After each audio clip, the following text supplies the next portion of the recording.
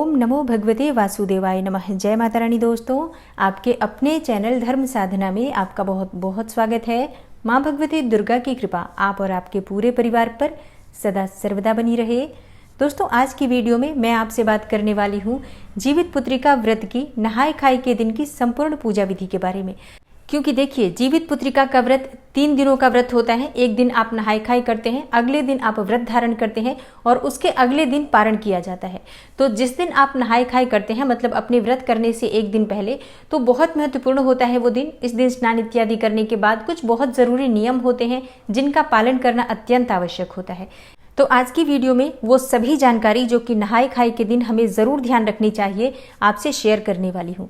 जैसे कि नहाय खाई के दिन आपको कौन सी चीज खानी चाहिए, कौन सी चीज नहीं खानी चाहिए, इसके साथ ही सरगी कब खाना चाहिए। कई लोगों के प्रश्न आए हैं कि कितने बजे हम सरगी खाएं, ये हमें बताइए। और सरगी में कौन सी ऐसी चीज खाएं जिससे कि प्यास कम लगे, पूरे दिन हम निर्विघ्न रूप से जीवित पुत्रिका का व्रत धारण कर सके। दान किन चीजों का करना चाहिए, दान किसे करना चाहिए और कब करना चाहिए, ये संपूर्ण जानकारी आपको आज की वीडियो में मैं शेयर करने वाली हूँ। तो वीडियो को पूरा जरूर देखिए और अगर आपको आज की वीडियो अच्छी लगे तो इसे लाइक भी जरूर कीजिए। दोस्तों, आपके लाइक्स, आपके कमेंट्स मेरे लिए बहुत महत्वपूर्ण होते हैं, क्योंकि ये एकमात्र जरिया है जिनसे मुझे पता चलता है कि आपको ये वीडियो अच्छी लगती है और आपके लिए ये वीडियो उपयोगी है। तो अगर आपको वीडियो अच्छी लगती है तो लाइक तो जरूर ही किया करें और इसके साथ ही कमेंट बॉक्स में माता रानी के नाम का जयकारा भी जरूर लगाएं। इससे आपको सकारात्मक ऊर्जा की प्राप्ति होती है। और अगर आपका कोई भी सुझाव हो, कोई भी प्रश्न हो या कोई विशेष वीडियो देखना चाहते हैं तो इसके लिए भी आप कमेंट बॉक्स में जरूर लिखें। चैनल पर पहली बार आए हैं और अभी तक आपने चैनल को सब्सक्राइब नहीं किया है तो आज की वीडियो अगर आपको अच्छी लगे तो चैनल को सब्सक्राइब जरूर कर लीजिए और बेल बटन को भी प्रेस कर लीजिए। तो इससे ये होगा कि इस चैनल पर जो नई वीडियो अपलोड होंगी उनकी नोटिफिकेशन आपको सही समय पर प्राप्त होगी। दोस्तों, जीवित पुत्रिका का व्रत 18 सितंबर को है, रविवार के दिन, और शनिवार के दिन 17 सितंबर को सप्तमी तिथि होगी, नहाय खाई का दिन होगा। 19 सितंबर को आप व्रत का पारण करेंगे। तो आज की वीडियो में मैं आपसे बात करने वाली हूँ नहाय खाई के दिन 17 सितंबर को आपको किन बातों का ध्यान रखना है। 19 सितंबर के दिन, पारण के दिन, आपको क्या करना है, किस प्रकार से पारण करना है, इसके लिए आपको वीडियो आगे मिलेगी। तो बात करें नहाय खाई के दिन की, तो इस दिन हमें जल्दी उठना चाहिए। जल्दी से मेरा मतलब है ब्रह्म मुहूर्त में उठ जाए, अत्यंत श्रेष्ठ होगा। ब्रह्म मुहूर्त में नहीं उठ पाते हैं तो सूर्योदय से पहले तो जरूर उठकर स्नान कर लेना चाहिए। देखिए, शास्त्रों के अनुसार जीवित पुत्रिका व्रत में किसी पवित्र नदी में स्नान करना चाहिए, जलाशय में या किसी तालाब में स्नान करना चाहिए, जो कि शुद्ध जल होता है, वहां पर स्नान किया जाता है। लेकिन इस प्रकार की सुविधा अब कहीं भी उपलब्ध नहीं है। अगर आपके घर के आसपास कोई पवित्र नदी है, जलाशय है, तो आप जरूर जाकर स्नान कर सकते हैं। लेकिन अगर ऐसी सुविधा नहीं है तो ऐसे में आप अपने ही घर में जो जल स्नान के लिए लेते हैं उस पात्र में आपको सबसे पहले गंगा जल डालना चाहिए। चाहे 2 बूंद डालिए, लेकिन जरूर थोड़ा सा गंगा जल डाल लीजिए। उसके बाद से उसमें आप जल भर लीजिए और फिर आपको स्नान करना चाहिए। और हाँ, आज बाल धोकर स्नान किया जाता है, मतलब सर से स्नान किया जाता है, बालों को धोया जाता है। तो बहुत से लोगों का प्रश्न आया है कि शनिवार को हम बाल किस प्रकार से धोएं। तो देखिए, ये जानकारी वैसे मैं आपको पिछली वीडियो में दे चुकी हूँ, लेकिन अगर आपने नहीं देखा है तो मैं आपको बता दूं। देखिए, वर्ष में एक बार जीवित पुत्रिका व्रत आता है और शास्त्रों के अनुसार वार से बड़ा त्योहार माना गया है। तो जब इस प्रकार से व्रत आते हैं, कभी भी कई बार इस प्रकार से व्रत पड़ जाते हैं, तो ऐसे में हम दिन का ध्यान न रखते हुए बाल धो लेते हैं, कोई समस्या नहीं होती है। लेकिन शनिवार को जब बाल धोते हैं तो इस बात का ध्यान रखना चाहिए कि सुबह सूर्योदय होने से पहले हम अपने बाल धो लें, क्योंकि शनिवार के दिन सूर्योदय के बाद बाल नहीं धोना चाहिए। तो आप सुबह जल्दी उठ जाएं, स्नान इत्यादि कर लें, सूर्योदय होने से पहले ही अपने बाल धो लें, ज्यादा श्रेष्ठ होगा। लेकिन अगर आप शनिवार को बाल नहीं धोना चाहते या फिर आप इतनी सुबह जल्दी उठकर बाल नहीं धो पाएंगे तो आप शुक्रवार के दिन ही बाल धो लीजिए, मतलब आज ही बाल धो लीजिए। लेकिन ध्यान रखिए कि फिर आप आज से ही, मतलब शुक्रवार के दिन जब आप बाल धोएंगे तो उसके बाद से आप पूरी तरह से ब्रह्मचर्य का पालन करेंगे और इसके साथ ही लहसुन, प्याज इत्यादि सभी चीजों का त्याग करके पूरी तरह से सात्विक रहकर आप व्रत के लिए नियम पालन करेंगे। क्योंकि बाल धोने के बाद शुद्धता का ध्यान रखना अत्यंत आवश्यक है। पितरों का व्रत होता है ये, किसी भी प्रकार से अशुद्धि की अवस्था में कोई भी कार्य नहीं करना चाहिए। और अब बात करते हैं कि नहाय खाई के दिन किन चीजों का दान करना चाहिए। देखिए, दान किसे करना चाहिए, सबसे पहले मैं आपको ये बता दूं, जिनकी सास नहीं है उन्हें ही दान करना चाहिए। मतलब जिनकी सास जीवित है उन्हें दान करने की आवश्यकता नहाय खाए के दिन नहीं होती है, वो सिर्फ पारण के दिन दान करते हैं। क्योंकि नहाय खाए के दिन जो दान निकाला जाता है वो इस निमित्त निकाला जाता है कि आपकी सासू माँ जो है वो उसी अन्न को बनाकर खाकर और व्रत धारण करती हैं जीवित पुत्रिका का, ऐसी मान्यता है। तो इसलिए स्नान इत्यादि करने के बाद जिनकी सास नहीं होती है वो अपने भोजन करने से पहले एक सीधा निकालते हैं। सीधा का मतलब होता है पूरा एक भोजन की सामग्री होती है, हर चीज उसमें होती है। जैसे कि आप आटा निकाल सकते हैं, अपनी इच्छा के अनुसार जितना भी चाहे आप दान कर सकते हैं। कम से कम एक व्यक्ति के भोजन की सामग्री होनी चाहिए जो आप दान कर रहे हैं, तो आप आटा निकाल दीजिए। इसके साथ ही दाल होनी चाहिए, अरहर की दाल होगी, मसूर की दाल का प्रयोग नहीं किया जाता है, तो आप अरहर की दाल का दान करेंगे। और सब्जी का दान किया जाता है, जैसे कि आप आलू रख सकते हैं, तरोई जरूर होनी चाहिए। और इसके अलावा जो चीजें आपके यहाँ महत्वपूर्ण है, जैसे कि मरुआ की रोटी अगर आपके यहाँ खाई जाती है तो आप थोड़ा सा मरुआ का आटा भी रख सकते हैं। या फिर आपके यहाँ नोनी का साग खाया जाता है, कई जगह पर मटर के दाने खाकर भी व्रत खोला जाता है या व्रत किया जाता है। तो आप वो सभी चीजें जो खाकर आप व्रत धारण कर रहे हैं वो सभी चीजें आप इस दान की सामग्री में रख सकते हैं। तरोई जरूर होती है, इस बात का ध्यान रखिए। और भोजन की सामग्री का जब आप दान करते हैं, जैसे कि आपने आटा, दाल, सब्जियां इत्यादि रखी, तो इसके साथ ही आपको हल्दी भी रखना है, किसी भी एक पात्र में करके या एक पत्ते में कर कर, जैसे कि तोरई के पत्ते पर ही ये सभी चीजें दान की जाती है। तो अगर आपके पास कोई भी पत्ता हो आप उसका प्रयोग कर सकते हैं।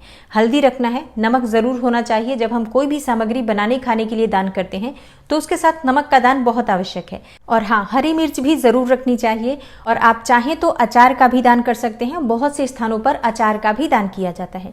तो आपके यहाँ अगर अचार रखकर दान किया जाता है, मतलब सीधा के साथ अचार दिया जाता है, तो आप अचार भी दान कर सकते हैं। और दान की सामग्री कभी भी बिना दक्षिणा के नहीं रखनी चाहिए, तो आप अपनी इच्छा के अनुसार कुछ पैसे भी इसमें जरूर रख दीजिए। और हाँ, दान की सामग्री, क्योंकि ऐसा कहा जाता है कि ये सासू माँ के लिए दान निकाला गया है, तो आप इसमें थोड़ा सा सिंदूर भी जरूर रखें। तो ये सभी दान की सामग्री है जिसे आपको दान करना है। किसी ब्राह्मण को आप दान करेंगे। अच्छा, अब कौन दान कर सकता है ये भी समझ लीजिए। जिनकी सासू माँ नहीं है वही नहाए खाए के दिन दान की सामग्री अपने भोजन करने से पहले निकालते हैं। जिनकी सासू माँ है वो दान नहीं करते हैं, वो सिर्फ अपना नहाए खाए के बाद जो भोजन उनको करना होता है वो कर लीजिए। कोई भी दान आपको आज करने की आवश्यकता नहीं है। जिनकी सासू माँ है वो दान कब करेंगे? जब पारण हम करेंगे, तो पारण करने से पहले, अपने भोजन करने से पहले दान की सामग्री निकाल देंगे और उसके बाद हम पारण कर लेंगे। तो पारण की वीडियो आपको आगे मिल ही जाएगी। संपूर्ण जानकारी जैसे मैं आज आपको दे रही हूँ वैसे मैं पारण में भी आपको सभी जानकारी देने वाली हूँ। और नहाए खाए के दिन आप ये सभी सामग्री दान के निकालने के बाद स्वयं भोजन कर लीजिए। शुद्ध सात्विक भोजन होना चाहिए। जो भी आपके यहाँ खाया जाता है आप खाकर व्रत धारण कर सकते हैं।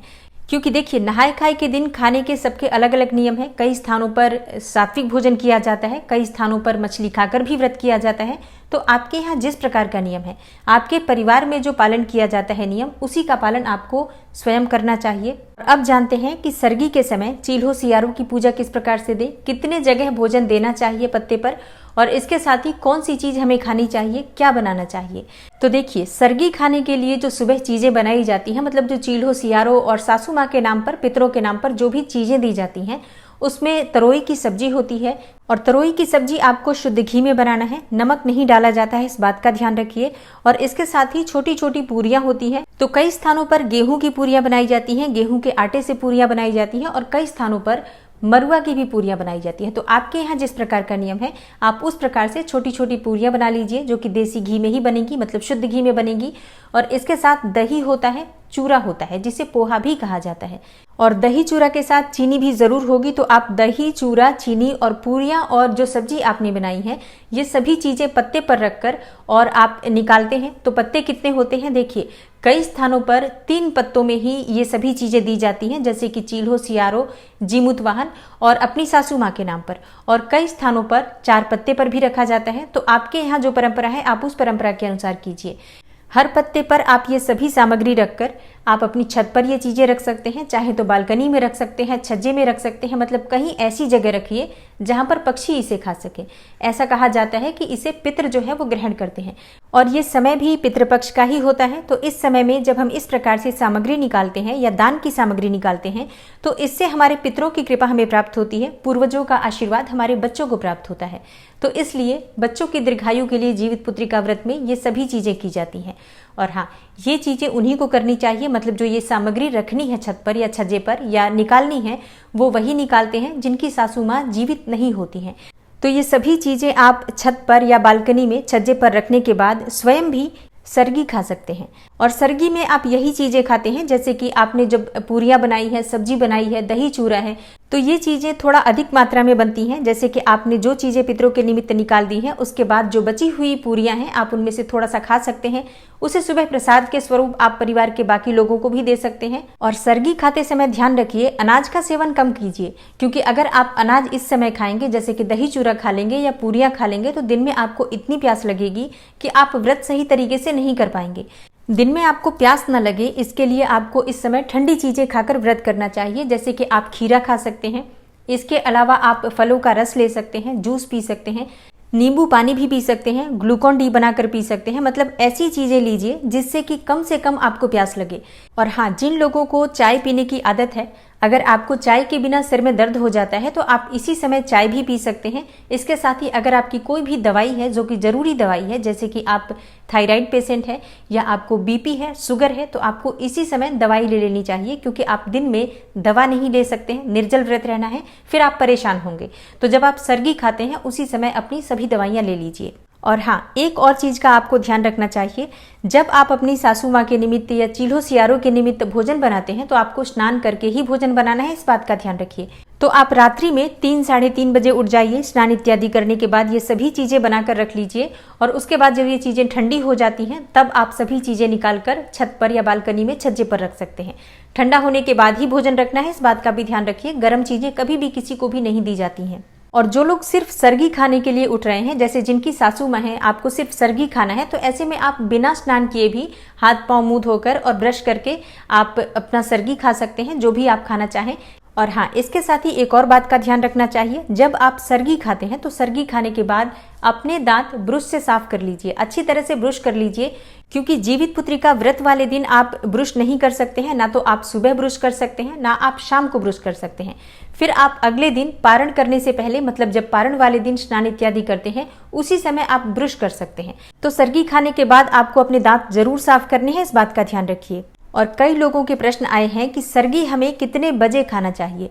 देखिए, जैसे कि हम तीज में सरगी खाते हैं 3:30-4 बजे के आसपास, मतलब ब्रह्म मुहूर्त का जो समय होता है वही सरगी खाने का समय होता है। जैसे कि 3:30-4 बजे अगर आप उठ जाते हैं तो उसके बाद आप 5 साढ़े 5 तक जल पी सकते हैं, कोई समस्या नहीं है। सरगी के जो भी आपके नियम हैं उनका पालन आप 5:30 बजे तक कर सकते हैं, क्योंकि 6 बजे सूर्योदय हो जाता है, 6 बजकर कुछ मिनट के बाद सूर्योदय हो रहा है। तो आप इसी के अंदाजे से सूर्योदय से पहले अपने सरगी के सभी नियम पूर्ण कर लीजिए, क्योंकि सूर्योदय के बाद आपका व्रत प्रारंभ हो जाएगा, जीवित पुत्री का व्रत का। उसके बाद आप जल ग्रहण नहीं कर सकते हैं। और एक बार फिर मैं आपको बता दूं, 17 सितंबर को शनिवार के दिन नहाय खाए है जीवित पुत्री का व्रत का, और 18 सितंबर को हम व्रत धारण करेंगे, और 19 सितंबर को जीवित पुत्री का व्रत का पारणा होगा। और आज की वीडियो में जीवित पुत्री का व्रत के नहाय खाए से संबंधित संपूर्ण जानकारी मैंने आपको शेयर की है। आशा करती हूँ आपको पसंद आई होगी। अगर आपको आज की वीडियो अच्छी लगी हो, थोड़ी सी भी आपके लिए हेल्पफुल हो, तो वीडियो को लाइक कीजिए और ज़्यादा से ज़्यादा इस वीडियो को अपने फैमिली फ्रेंड्स के साथ शेयर कीजिए। चैनल पर पहली बार आए हैं, अभी तक आपने चैनल को सब्सक्राइब नहीं किया है, तो आज की वीडियो अगर आपको अच्छी लगे तो चैनल को सब्सक्राइब जरूर कर लीजिए। बेल बटन को भी प्रेस कर लेंगे तो इससे ये होगा कि इस चैनल पर जो नई वीडियो अपलोड होंगी उनकी नोटिफिकेशन आपको सही समय पर प्राप्त होगी। मैं मिलती हूँ आपसे अगली वीडियो में, तब तक के लिए नमस्कार।